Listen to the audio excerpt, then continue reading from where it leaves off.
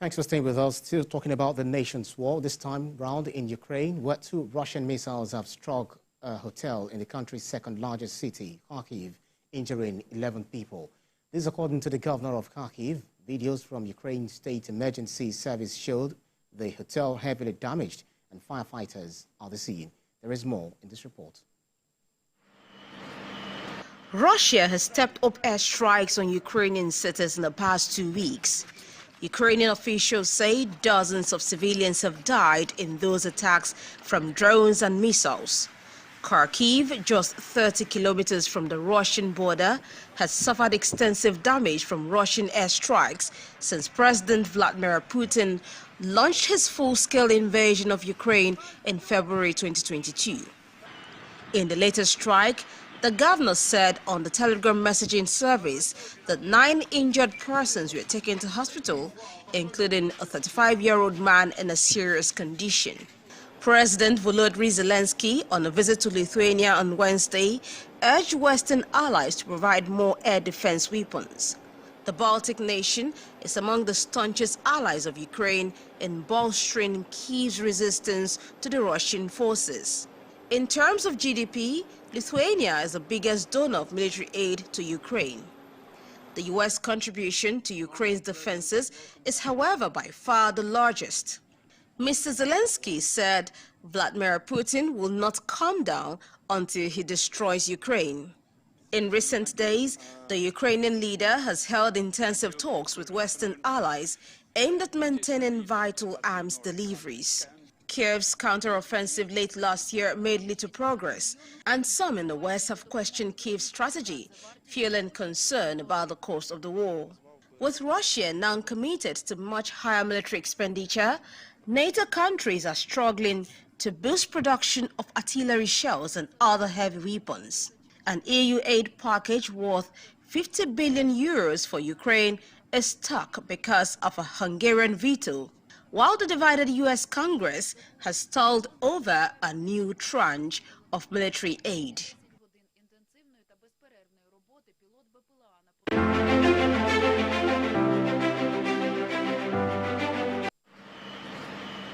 Russia has stepped up airstrikes on Ukrainian cities in the past 2 weeks.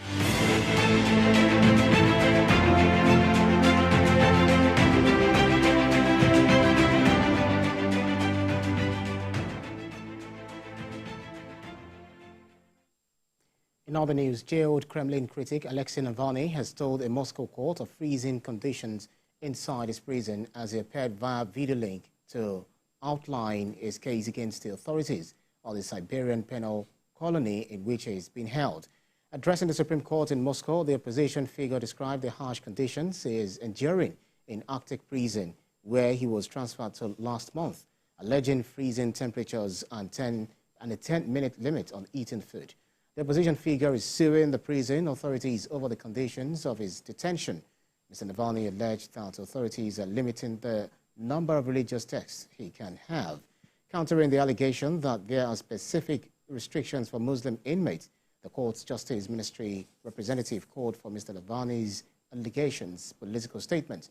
The representative also told the judge that prison officers can bring up to 10 books during the day to him, as there are no prohibitions, although he can only keep one in his cell overnight. And our focus is now on Africa, where the humanitarian situation in Sudan remains dire, especially at the central and southern parts of Omdurman. According to reports on social media, people are starving to death, lacking water and electricity for months, and facing violence from the rapid support forces. The RSF has besieged neighborhoods, cut off access to markets and hospitals, and prevented people from leaving.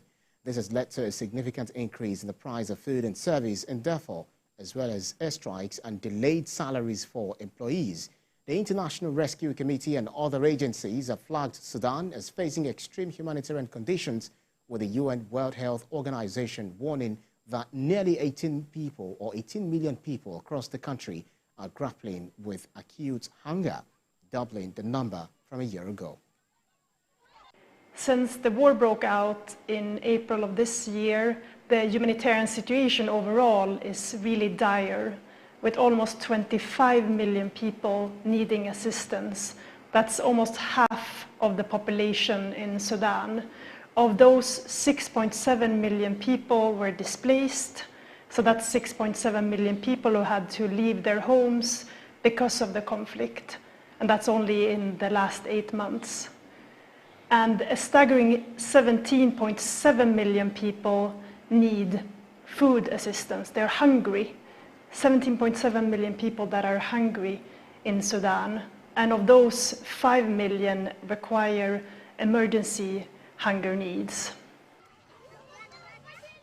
And now to southern Africa, where Zambian President Hakainde Hichilema has urged people to relocate from towns to villages following the deaths of about 300 people in a cholera outbreak. He said poor sanitation in some densely populated urban areas was a good breeding ground for cholera. To decongest major towns, Mr. Hichilema said residents should relocate to rural areas where there was enough space and perfect sanitation. More than 7,500 cholera cases have been reported nationwide since last October. In the last 24 hours, there were more than 500 new cases and 17 deaths, the Health Ministry has been recorded to have said. The reopening of schools has also been delayed as part of a series of preventative measures. The Ministry of Education says primary and secondary learners in Zambia will resume school on the 29th of January, 3 weeks late. The disease has so far spread to 8 of Zambia's 10 provinces. The World Health Organization is to send about 1 million cholera vaccine doses in the coming days in a bid to contain the outbreak. And Papua New Guinea was talking about Papua New Guinea, where the government there is dealing with the fallout of Thursday's violent riots and looting that shook the capital port Moresby. The Prime Minister has promised grave repercussions amid calls for his resignation and demands from China to safeguard its citizens and the businesses. Shops were looted and buildings set on fire on Wednesday after police walked off their job in protest about a drop in their pay. The government officials later blamed on a computer glitch in the payroll system. An unconfirmed number of people were killed and dozens injured as emergency services struggled to respond to the scale of the disturbance, with footage showing groups of people on the streets carrying boxes of goods and supplies. Papua New Guinea, home to a population of around 10 million, is rich in resources, but its economic growth has long trailed its neighbors and is one of the highest crime rates in the world.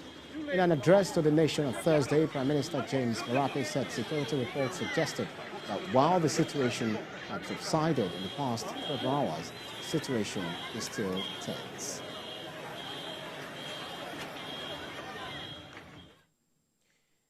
And in the United Kingdom, an electric double-decker bus caught fire during the morning rush hour in southwest London. The Met Police said emergency services were called about the incident on Wimbledon Hill Road shortly after 7:20 GMT. The police said no injuries was reported, but a critical incident was declared. Road closures and cordons are in place and are expected to be for some time, while people have been advised to avoid the area.